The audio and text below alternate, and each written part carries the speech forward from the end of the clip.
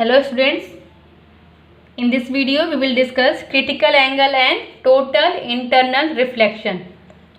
देखिए critical angle क्या होता है। क्रिटिकल एंगल या टोटल इंटरनल रिफ्लेक्शन को डिफाइन करते टाइम आपको यह ध्यान रखना है, here we will take a condition is ray is going from denser to rare medium. क्या आपका एक पर्टिकुलर कंडीशन है टोटल इंटरनल रिफ्लेक्शन या क्रिटिकल एंगल को डिफाइन करते time, ray is going from denser to rare medium.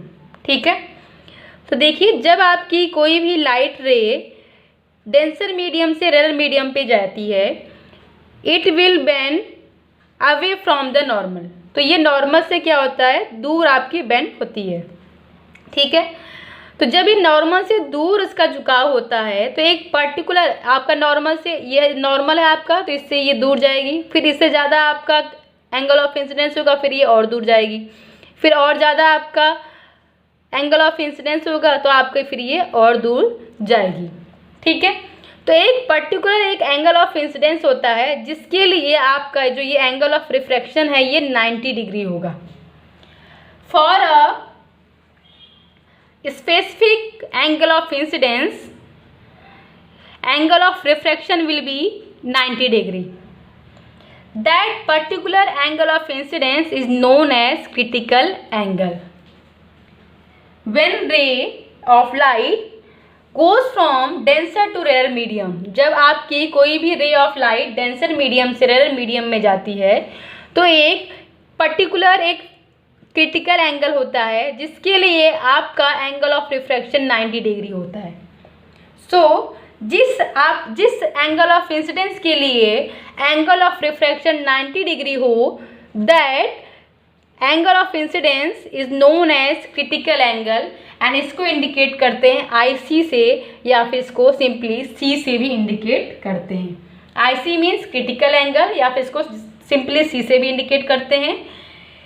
Critical angle is the angle of incidence when angle of refraction will be 90 degree.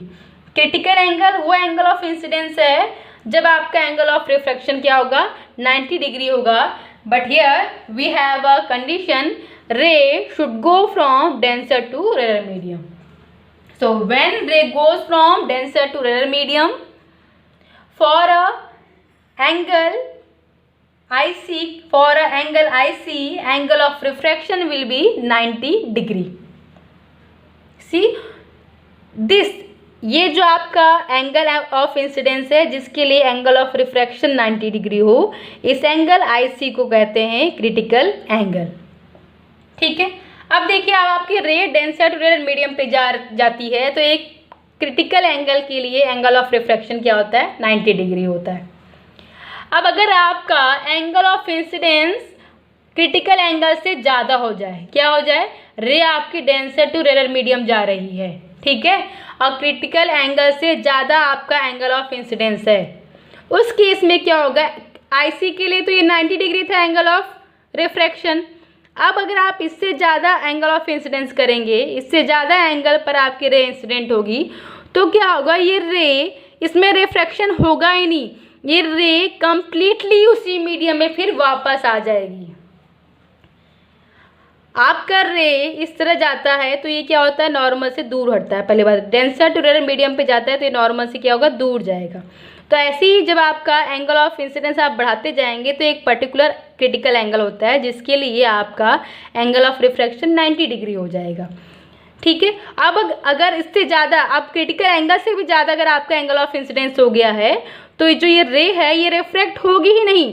इस रे का ये जो light है ये पूरा का पूरा उसी मीडियम में वापस आ जाएगा। तो जब लाइट आपके किसी सरफेस पर इंसिडेंट हो उसके बाद वो अपने उसी मीडियम में, सेम मीडियम में वापस आ जाए, that is known as reflection, that is known as reflection. तो यहाँ से आपको मतलब आपका रिफ्रैक्शन क्या हो गया, जीरो हो गया, रिफ्रैक्शन कुछ होगा ही नहीं। अगर आपका angle of incidence critical angle से ज़्यादा हो गया, अब आपकी रे कंप्लीटली सेम मीडियम में वापस आ जाएगी, सेम डेंसर मीडियम में वापस आ जाएगी, रेयर मीडियम में जाएगी ही नहीं। मीन्स आपका रिफ्रैक्शन क्या हो गया, जीरो हो गया है।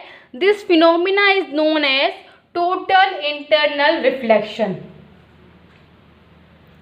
This phenomena is known as total internal reflection.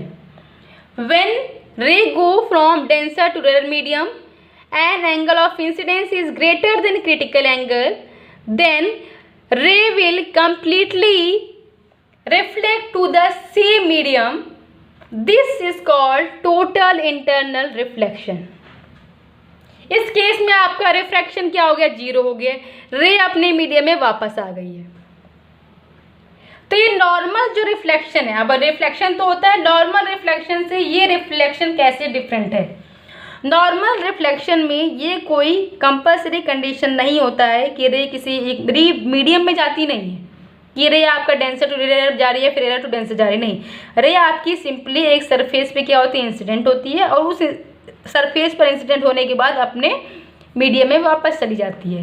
लेकिन टोटल इंटरनल रिफ्लेक्शन के लिए आपका स्पेसिफिक कंडीशन क्या है, ray will go from denser to rare medium. जब ray denser to rare medium पे जाती है और उसका एंगल ऑफ इंसिडेंस एक क्रिटिकल एंगल से ज़्यादा होता है, तो वो रे और वो लाइट टोटली कंप्लीटली उसी मीडियम में वापस अपने डेंसर मीडियम में वापस आ जाती है। This is called total internal reflection.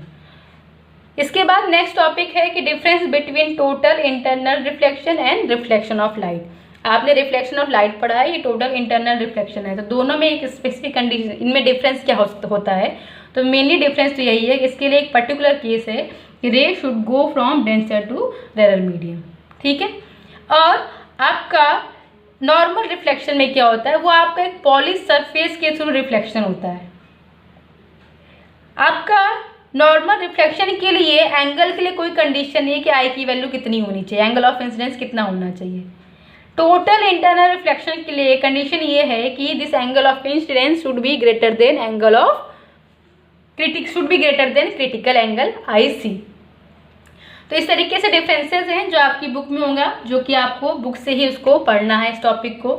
कुछ एप्लीकेशंस होती हैं रिफ्रैक्शन की कुछ एप्लीकेशंस में ये है कि स्टार्स ट्विंकल करते हुए दिखाई देते हैं। क्यों स्टार्स ट्विंकल नहीं करते हैं, जो स्टार्स से आने वाली लाइट होती है उसका रिफ्रैक्शन होता है। हमारे एटमॉस्फेयर में बहुत सारे लेयर्स हैं, हमारे एटमॉस्फेयर पर एयर्स की, गैसेस की बहुत सारी क्या हैं, लेयर्स हैं।